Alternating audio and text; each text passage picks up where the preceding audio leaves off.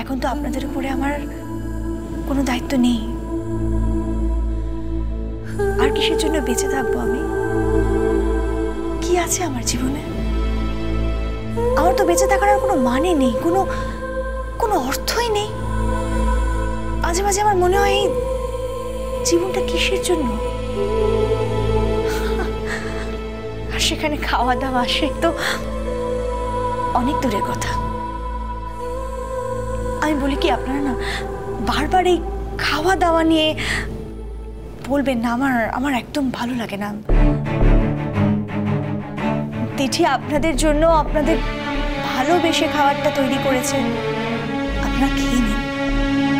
না হলে না আমারই কেমন একটা অপরাধ বোধ তৈরি হবে নিজের মধ্যে, যে আপনারা আমার জন্য খেলেন না, আমার সেটা ভালো লাগবে না। দেখুন, আমার কারোর দয়ার প্রয়োজন নেই।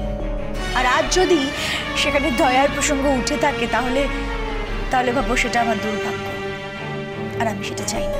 আমি বুঝতে পারলাম না আমি কি করেছি। এত কষ্ট করে রান্না করলাম, আগে খাবারটা খেয়ে তো দেখো, যদি খারাপ হয় তখন না হয় আর খাবে না। আমি বাড়িতেও কখনো রান্না করিনি, আজকে নিজে প্রিপারেশন জেনে নিজের বুদ্ধিতে এই রান্নাটা করেছি। তোমরা আগে থেকেই কেন বলছো খাবে না? দিদি, তোমার বোঝা উচিত ছিল। তুমি আজ যখন এ বাড়িতে প্রথমবার রান্না করছো, সবাই যেটা খেতে পারে এরকম কিছু একটা রান্না করা তোমার উচিত ছিল। সবাই খেতে পারবে না কেন? আমি তো সবার জন্যই রান্না করেছি। আমি দিদির জন্যও রান্না করেছি। হ্যাঁ, দিদি যদি এখন আমার হাতের রান্না না খেতে চায় তাহলে আলাদা কথা। মানে তুমি কি আমার সঙ্গে তামাশা করছো দিদি? কেন তামাশা করব?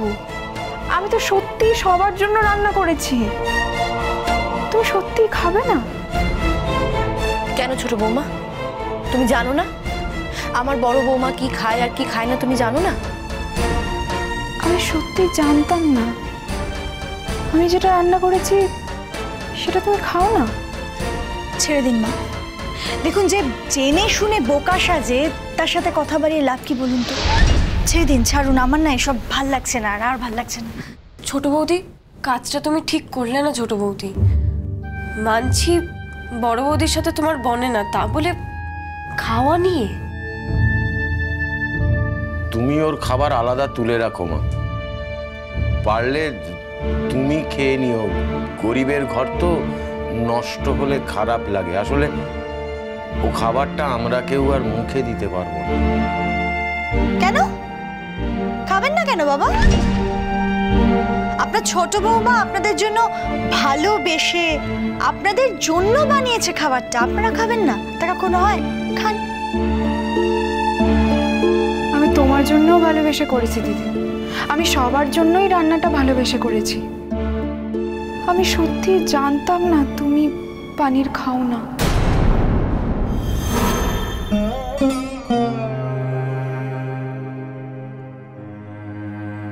কি আছে ওতে? পনির? হ্যাঁ, আমি ছানা কাটিয়ে নিয়ে এসে ছানার ডালনা রান্না করেছি। আমি কি করে জানবো বলো যে দিদি ছানা খায় না? তুমি ছানার ডালনা করেছো? তবে যে শুনলাম মাছের কি একটা পদ করেছো। কেন? আমি কি এতই বোকা, এতই অস্বাভাবিক একটা মেয়ে? আজ বৃহস্পতিবার হতে পারে, আজ এ বাড়িতে মাছের দিন হতে পারে, কিন্তু আমি যখন রান্না করছি তখন আমি সবার কথা ভেবেই রান্না করব। আর তাছাড়া আজকে আমি প্রথম রান্না করছি। আমি তো চাইবো যে আমার করা রান্নাটা সবাই খাক। তোমরা কি ভেবেছিলে আমি মাছ রান্না করেছি? দিদি, যতবার তোমরা আমাকে ভুল বোঝার চেষ্টা করবে আমি কিন্তু ততবারই ভুল বোঝার সুযোগগুলো কমিয়ে দেব। বসো। ছানার ডালনাটা হয়তো খুব খারাপ খেতে হয়েছে। আমি তো তোমার মতো রান্না করতে পারি না, মায়ের মতোও পারি না। তোমরা সবাই ভালো রান্না করো, কিন্তু আমি আমার মতো করে চেষ্টা করেছি। আমি চেষ্টা করছি একটু একটু করে সংসারের কাজে কন্ট্রিবিউট করতে। আমি ডাক্তার বলে যে হাত পা গুটিয়ে বসে থাকবো এমনটা আমার মা আমাকে শেখায়নি। তোমরা কাজ করবে আর আমি হাত পা গুটিয়ে বসে থাকবো এমনটা দেখতে আমার খুব খারাপ লাগবে, লাগেও। তাই আমি চেষ্টা করছি। সব কিছু করার চেষ্টা করলেও সবটা তো আমি পেরে উঠি না। তাই আজকে মনে জোর রেখে এই রান্নাটা আমি করেছি। খেয়েই দেখো না একবার, যদি রান্নাটা খুব খারাপও হয়, আমি প্রথমবার রান্না করেছি বলে একটু কষ্ট করে খেয়ে নিও প্লিজ। বড় বৌমা, হ্যাঁ মা। আমরা কিন্তু দিঠিকে ভুল বুঝেছিলাম, তুমিও ভুল বুঝেছিলে। ও কিন্তু আমাদের সকলের জন্য রান্না করেছে, তোমার জন্যও করেছে ভালোবেসে। তাই আর তুমি মনে কিছু রেখো না। এসো, আমাদের সাথে তুমি এবার খেতে বসতে পারবে, বসো। আর দিঠিমা, তোমাকে আমরা এতগুলো কথা বললাম, তোমাকে ভুল বুঝেছিলাম মা, তুমি কিছু মনে করো না। সরি দিঠি, আমি আমি আসলে বুঝতে পারিনি যে তুমি মাছ রান্না করোনি। না না, সরি যদি বলতে হয় তাহলে তো সেটা আমার বলা উচিত। আমি তো প্রথম বলেছিলাম যে আমরা মাছ খাবো না, ওটা তুলে রেখে দাও। ভুল তো আমার, আমি করেছি। সরি দিঠিমা। আসলে কি জানো, আসলে আমরা ভাবি কি যে আমরা কাছের মানুষগুলোকে বোধহয় চিনতে পারি। ভুল। কখনো কখনো এমন পরিস্থিতি আসে যখন বুঝিয়ে দেয়, ছোটোখাটো ব্যাপারগুলো বুঝিয়ে দেয় যে আমরা কাছের মানুষকে সম্পূর্ণ চিনে উঠতে পারি না, ভুল বুঝি।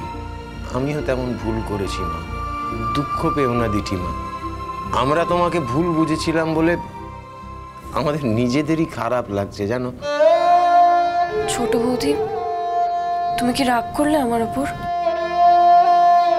না না, আমি রাগ করিনি। হাজার হোক আমি বাইরে থেকে এসেছি, এত তাড়াতাড়ি এ বাড়ির সবার ভরসা বিশ্বাস আমার উপর তৈরি হয়ে যাবে সেটা আমি আশা করি না। আমি জানি সময় লাগবে। দিদি, আজকে যদি তুমি ছানার ডালনাটা না খাও আমার কিন্তু সত্যিই খুব খারাপ লাগবে। আমি তোমার কথা ভেবেই কিন্তু ছানার ডালনা রান্না করেছি। প্লিজ খেয়ে নাও, বসো। বড় বৌমা, বসো এবার। হ্যাঁ মা, বসছি। মা, আমি তাহলে দিই এবার? দাঁড়াও, আগে ভাতটা বেড়ে দিই। আচ্ছা।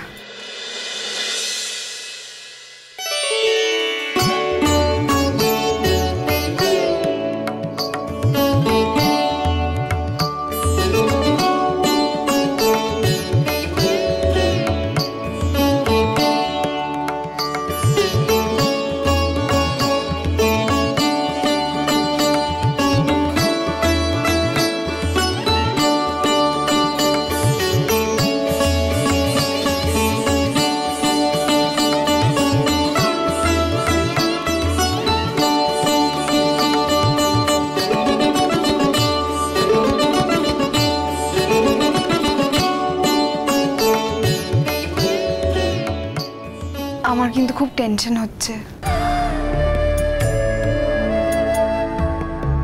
কিসের টেনশন? বারে টেনশন হবে না?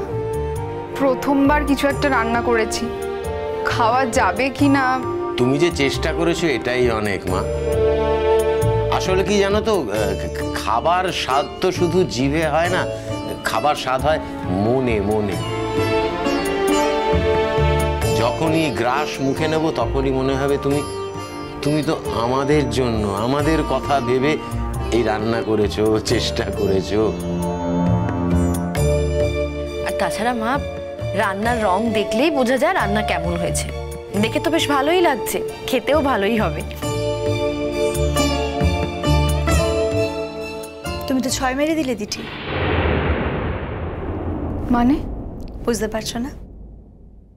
ছক্কা আঁকালে, বাড়ির সবাইকে তো একেবারে উড়িয়ে দিলে, বিশেষ করে আমাকে। আমি চেষ্টা করে কিছু করিনি দিদি, আর ছক্কা হাঁকাবো বলেও কিছু করিনি। আমি যা করেছি মন থেকে করেছি। আমার তোমাদের কাছে রিকোয়েস্ট, তোমরা আমার উপর এইটুকু ভরসা করো, আমি পারি বা না পারি, পারার চেষ্টাটুকু করব।